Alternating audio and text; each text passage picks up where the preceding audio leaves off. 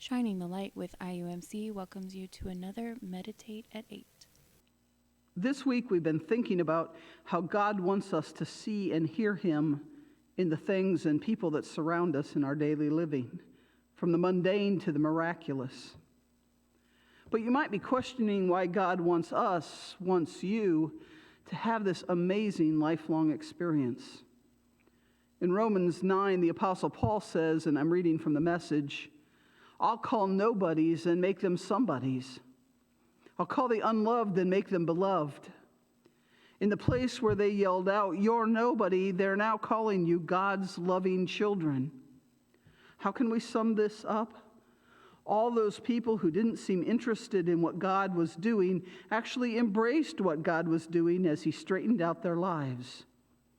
Those who missed it were absorbed in what they themselves were doing, and they didn't notice God right in front of them like a large rock in the middle of the road. But God says to them, "That rock is me. If you're looking for me, you'll find me on the way." Life is a journey for all of us, and while life can throw us curveballs, living in a response to our faith is a choice that we make. God wants all of His creation to live in expectation of hearing from Him, but that's especially true of those who claim a personal relationship with Him.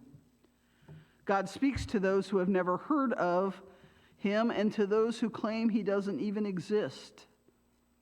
But God has different expectations and greater promises when it comes to those who have faith in Him through the gift of life offered by His Son, Jesus. For them, God says, "You are somebody, you are my chosen child."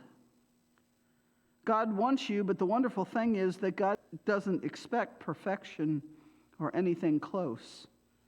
God knows that there are days we will see the rock and step around it, days we won't see it at all, days we'll trip over it, mutter, and move on, and days we'll see it, stop, and take it in wonder and joy. No matter our response, God's promise is that the rock will always be there, waiting to be seen and heard. There's plenty of grace available for each of us as long as we remain committed to the journey. What is our challenge?